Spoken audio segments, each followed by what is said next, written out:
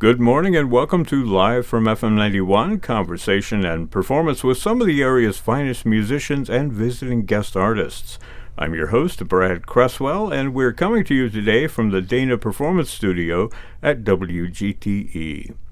Well, I'm delighted to have the chance to talk with some of the creatives for Toledo Opera's production of Cinderella, the opera by Rossini. It's a wonderful opera. It's the first time it's been done here in Toledo, and we are really looking forward to that. The performance is October 6th. That's a Friday at 7:30 p.m. There's also a matinee on the following Sunday, October 8th at 2 o'clock p.m. This is happening at the Valentine Theater, and you can find more information and tickets at toledoopera.org. You can also find more information by calling up the box office. That phone number is 419-255-7464. Conveniently, it corresponds to 255-SING, if you want to think of it that way. Well, let's get to our creatives here in the studio. We have David Walton, who is a tenor and performing the role of Prince Ramiro. We also have Sarah Coit, who is performing the title role of Cinderella, although it's Angelina in this case. And we also have the show's director, Marc Verzatt, who has been at Toledo Opera many times in the past. And we also have a Toledo newbie that is the conductor, Michelle Rofrano. First of all, let me welcome all of you. Thank Hi, you. Thanks for having us. So I've got you all on the microphone, but I'm going to focus on you, Marc, before we get to the music. Can you tell me, this is not your grandparents' Cinderella, or maybe it is. What's the difference between that Cinderella that we all know and love, the magic slippers and the coach and all that, and the opera? Well, I haven't directed the opera before, so I was coming to it like, a blank slate. I had the expectation that it was everybody's Cinderella, but it isn't. There isn't any magic coach. There's no glass slipper. There's no mice that turn into people. All of the story is really focused on a basic truth, which is that ultimately goodness will triumph, and that's what the story is about. Yeah. She's a good girl. She's a kind girl. She's a generous girl. And the people in her life aren't, and she, by persistence and maintaining her own standard of morality, she does find her perfect soulmate. Yeah.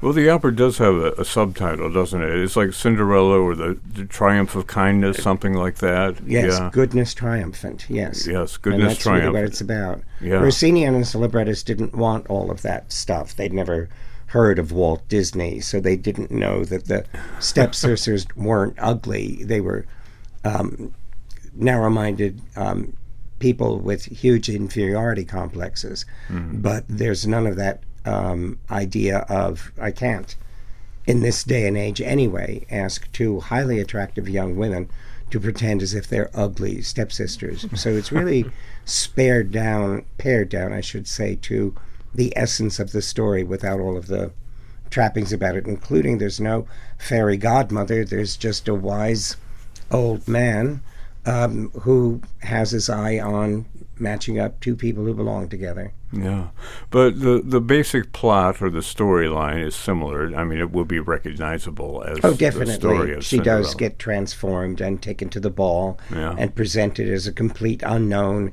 and the prince does indeed have to go looking for her at her instigation, not anybody else's, and it follows the storyline that way. Yeah, that's great. Well, I want to get to a little singing, and we'll start with you, David, because your aria appears sooner in the opera than Angelina's aria does. First of all, let's get to know you a little bit. Can you give us sort of the elevator pitch of what you've done so far and how your career is going? Sure. Well, I've been singing for over 10 years now. I live in St. Paul, Minnesota, and this is my fifth time to sing Ramiro in La Cenerentola. I've also sung Count Almaviva in Il Barbiere di Siviglia and a couple other Rossini one-acts as well. Most of my repertoire I sing is Mozart, Rossini, maybe some Handel here or there. Yeah. A lot of bel canto repertoire, Donizetti as well. Have you been in Toledo before? This is my first time in Toledo. Wow. Yeah. And Michelle, it's also your first time, right? Yes, it is. Yeah. And Sarah, have you been here before? No. So we got three newbies to Toledo right here in front of us. What's the greatest thing about Toledo so far in a single word? We'll start with you, Sarah. Oh, my. I just enjoy being in the Midwest. Yeah. It's nice. The vibe is great. Well, we'll talk more about Yes. about that Midwestern history in a minute. David, what do you like about Toledo? I've grown to love the parks and the nature we have around Toledo. I was just at the riverfront. Michelle and I were hanging out down there yesterday. I did some disc golf yesterday at Ottawa Park. It was You gorgeous. did what? Disc golf. Disc golf. Yes, it is one of Okay. the best activities to do while you're traveling as an opera singer. It's absolutely free. You just pack your 2 or 3 discs and I wish you have had a told good me time. that 30 years ago. I don't know if it was around 30 years ago. Yeah. Well, I definitely was around 30 years ago. Michelle, what do you love about Toledo? Yeah, working here? no, like David said, it's just so nice to be outside. I think we hit some beautiful fall weather this Yeah. week. You know, went for a nice walk yesterday and the past few days down to the waterfront. And I've been taking walks to some nice coffee shops. And also, in addition to the lovely weather, the people here have been so lovely and nice and welcoming. Just everyone at the opera company, everyone in the coffee shops. The other day, I went to this coffee shop and I paid for banana bread, a little piece of it with my coffee, and then I forgot it. And the next day, I went to the same place and the barista said, "Oh, yeah, yesterday you forgot your banana bread. So I remembered, so I'm going to give it to you today." And I was like, "You're the nicest guy." It just made my day. So, you know, but I feel like everyone has been so kind and welcoming, just Well, like that's that. great. Great to hear. So none of you have bad things to say. So Not at all. Yeah. Well, David, let's get back to you. You're going to start off with the singing, and I wonder if you can introduce this aria for us. Sure. Yeah, this is Si ritrovarla io giuro, which is, yes, to find her, I swear it. I will now go seek out the true woman in her real life situation, not in this beautiful ball gown in her elegance. She tells me to go seek her for her true self. And so she gives me a bracelet instead of a shoe. Shoes were a little more scandalous back in the day at the world premiere. So she gives me this bracelet, and I have to go find the match. And so I no longer disguise myself as the servant. Dandini is a hilarious character in this story who plays the prince for most of the opera until this moment where I sing the aria saying, "You're no longer going to be prince. I'm going to reveal myself and go find the true Cinderella, go find true Angelina, and love will prevail." So. Tenor David Walton, and you and Angela, the character of Angela. Angela, Ange. Cindy, Big Angela, Ange. any nicknames. Okay. Angie, Cindy. I should point out that you're singing in Italian. You and Sarah are both going to sing in Italian today, but there will be super titles.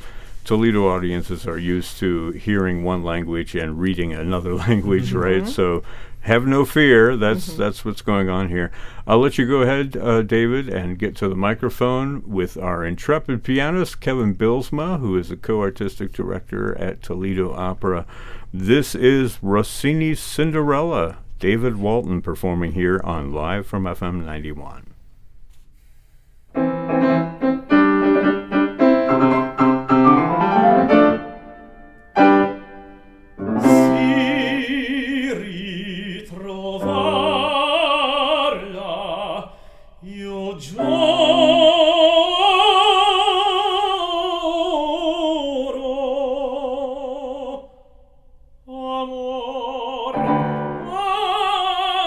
Amor,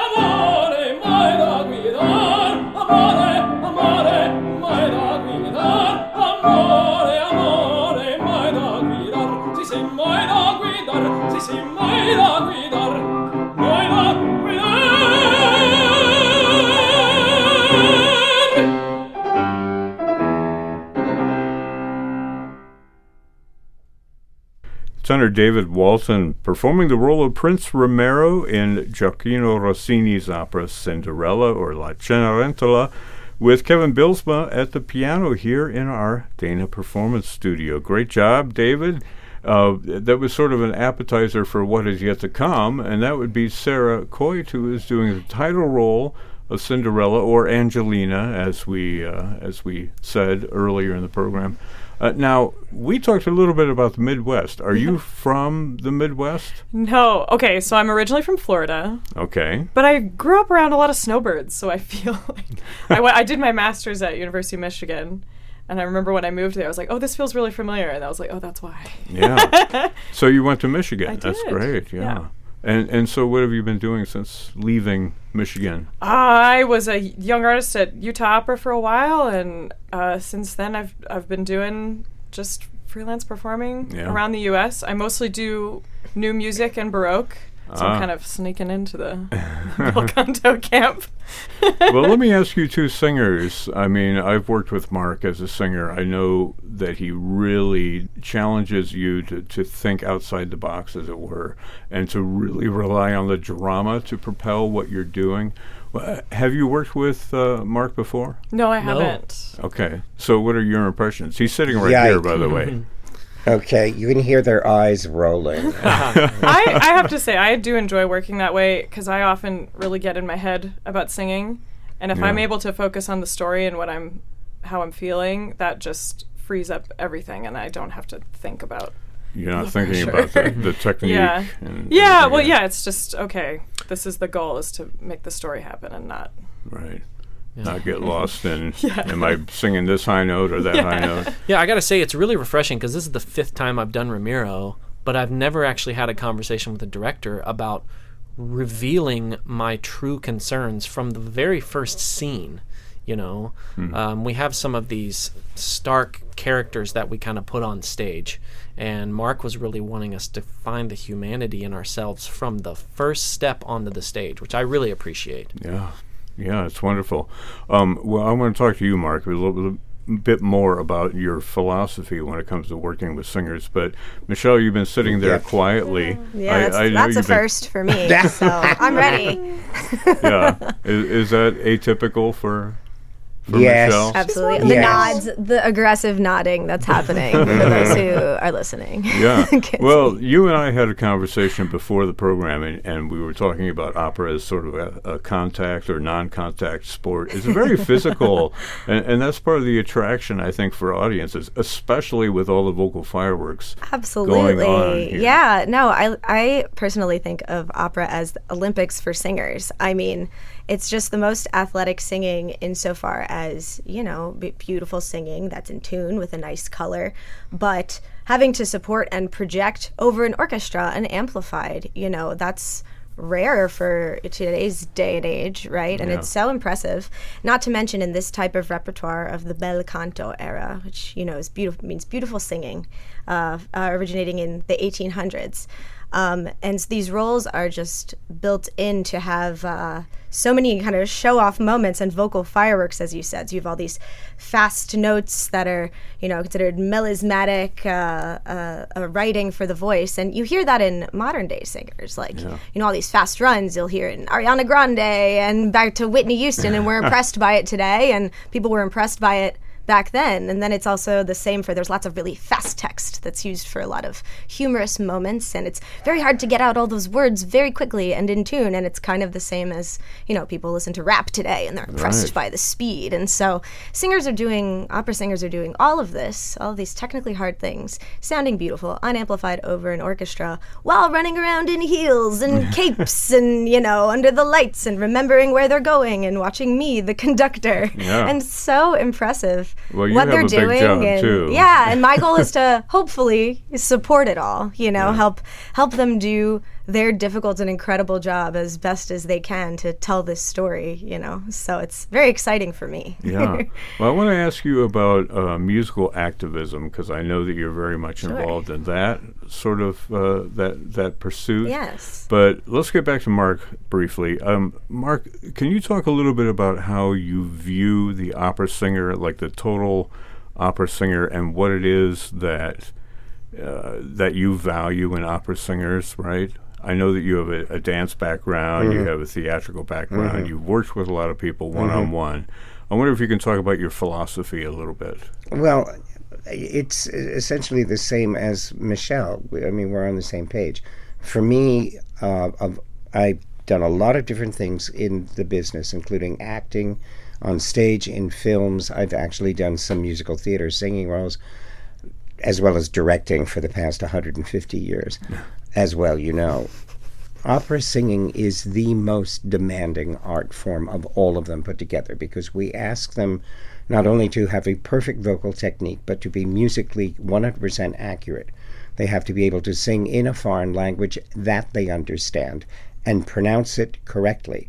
And on top of all of that, it's what Michelle said, which is they have to be credible as actors, and they have to remember not only words, music, expression, etc., but they have to remember staging and motivation and why. And my hat's off to every opera singer that I've ever worked with, because there is so much that they are responsible for every single time they open their mouths. Yeah. What would you consider your job or your role is in helping them reach those goals? Well, I don't consider my work as being creative. I appreciate your calling us the creators, but my job is interpretive. My job is to, first and foremost, trust the script, as Dame Judi Dench said. That's where all of the answers are. And then get to know the people in the room and find out what they're bringing with their parts and their understanding of the roles. Many opera singers just go from one experience after another where they're told what to do. I value these people so much because within an hour or two, they began to trust that I wanted to know what they thought and how they felt and what they wanted to say. So I don't know where my directing leaves off and their contribution starts, but we are all doing it together, Michelle and me and them. That's wonderful. We're speaking with the creatives and the interpreters of Toledo Opera's production of Cinderella, wonderful opera by Gioachino Rossini, and these performances are October 6th at 7:30 p.m. and on Sunday, October 8th at 2 o'clock p.m. More information can be found at toledoopera.org. Well, let's talk with you, Sarah, and you can introduce the aria that you're going to sing for us, because it's kind of the showstopper that sums up the whole piece. And, if anybody knows any one aria from this opera, it's going to be what you are going to sing for us. I wonder if you can give us a little intro, right? Yeah, it's the one, and you have to wait all night for it. Yeah, including you have to wait. So this is Non più mesta. So everything has happened. We are here at the end, and she is going to marry the prince, and everything is fantastic. And she's saying, I no longer have to sit alone by the fire and the sadness of my past, it's a dream. It's just gone. Yeah, it's all gone. The rest is, once upon a time land. Yeah. So you're going to be singing with Kevin Bylsma at the piano again. This is Non più mesta from the opera Cinderella by Gioachino Rossini, here on Live from FM 91.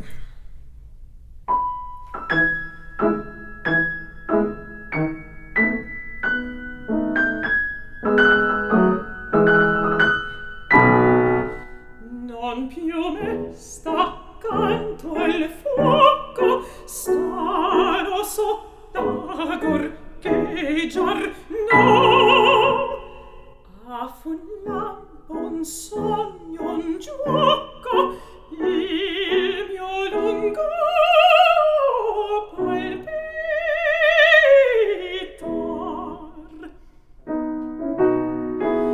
Non più mesta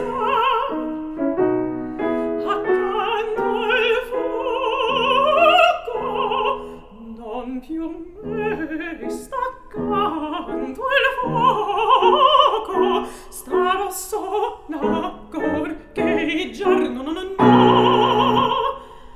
Affo un lampo, un sogno, un gioco, il mio lungo palpitar.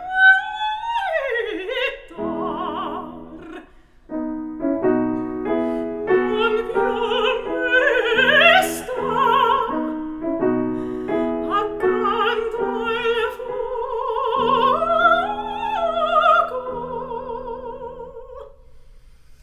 non più mesta accanto al fuoco, starò sola gorgheggiar, affo un lampo, un sogno, gioco, il mio lungo palpitar. Affo un lampo, un sogno, un gioco, affo un lampo, un sogno, gioco, il mio lungo palpitar. Affo un lampo, un sogno, un gioco, affo un lampo, un sogno, gioco, il mio lungo palpitar. Affo un gioco, affo un gioco, affo un lampo, il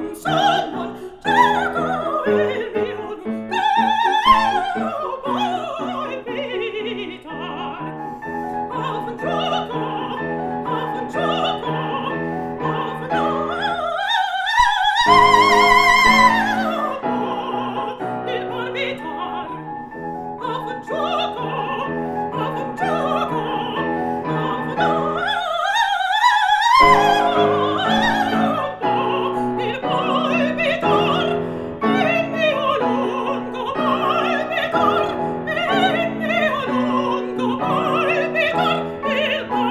il palpitar.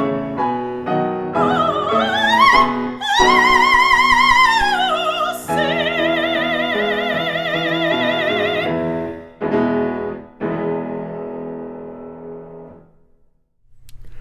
Mezzo-soprano Sarah Coit, Kevin Bylsma at the piano, and that was an aria from Rossini's opera Cinderella, or La Cenerentola.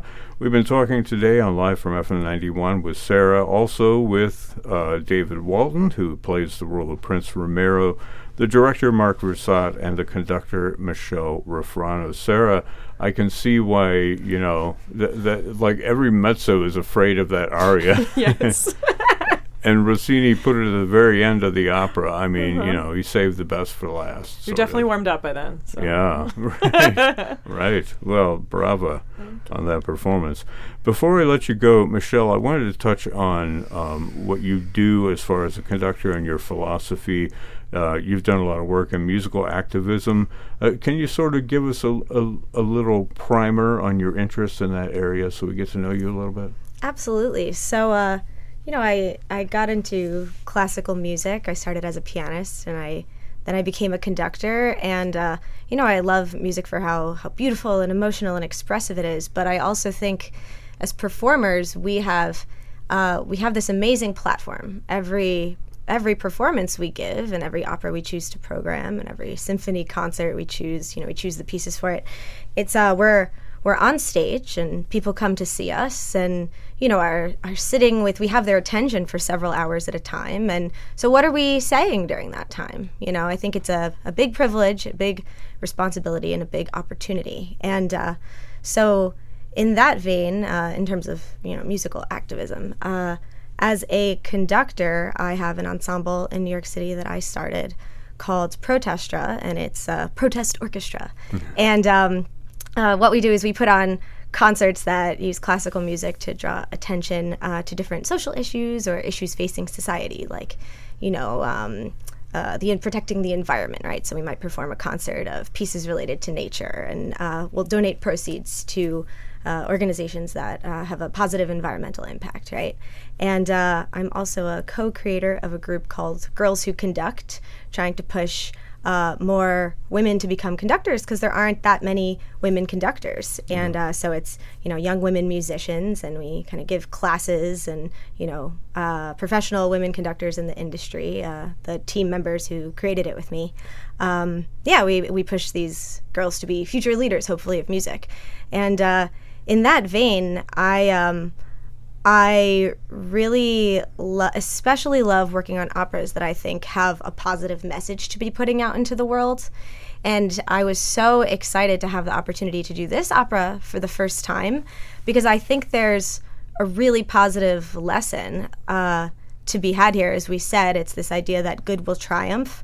But, it's a wonderful rags to riches princess story, but as Marc was saying, it's less superficial than the kind of classic Cinderella. It talks about how important it is. It teaches us how important it is to be good to people, and it kind of gives us a little lesson and reflection on how, if you don't treat other people nicely, like the stepsisters, then your life might not end up as good. And it benefits us all to, support and help each other. And also, too, what I love about this opera, it's also a wonderful example. It's a wonderful example for the little girls in the audience, and it's a wonderful example for the little boys in the audience, because Prince Ramiro isn't just some rich prince. In fact, we meet him earlier in the opera, and we realize that he's a really good person too, and he is kind to Cinderella. He's the first person who's kind to Cinderella, and that's why she falls in love with him.